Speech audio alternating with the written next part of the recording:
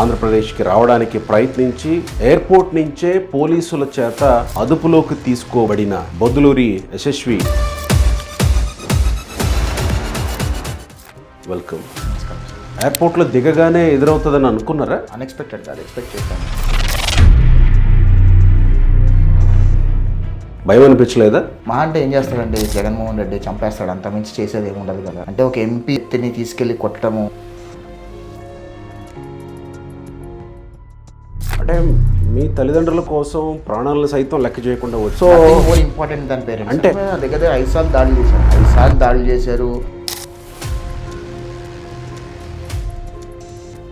అలా చేశారు, చేయలేదు కదా. అప్పుడంటే కేసీఆర్ గారి ప్రభుత్వం ఉంది కాబట్టి.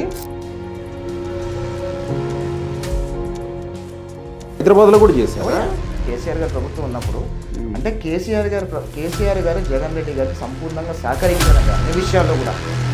అంటే జగన్ రెడ్డి గారు కక్ష సాధింపు చేయడానికి ఒకవేళ హైదరాబాద్లో ఉంటే కూడా,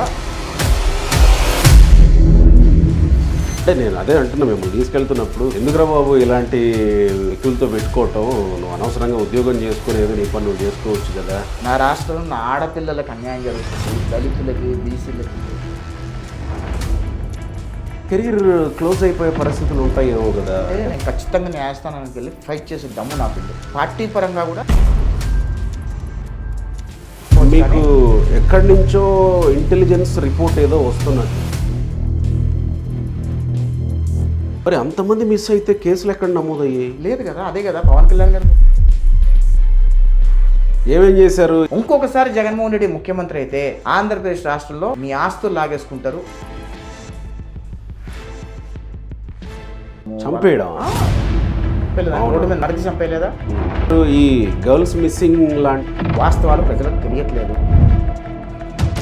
టీడీపీ కాంగ్రెస్ ఎట్లా ప్రత్యర్థులుగా పోటీ చేస్తాయి, వీళ్ళంతా ఒకటేనంట. మొత్తం యావత్తు ప్రపంచానికి నగ్న సత్యం అది. లేదంటే 16 నెలలు జైల్లో చిప్పకూడదని వచ్చిన జగన్మోహన్ రెడ్డి గారు ఇంత సంక్షేమం ఇచ్చి చేస్తున్నటువంటి వ్యక్తి మీద ఇలాంటి అభాండాలు, ఇలాంటి ఆరోపణలు, ప్రజలకు కూడా ఒక అవగాహన ఉంది. మూర్ఖుడు బలవంతంగా ఉన్న పోలీసులకి ఏమైంది? పోలీసులే కాదు, ప్రభుత్వం పోలీసులు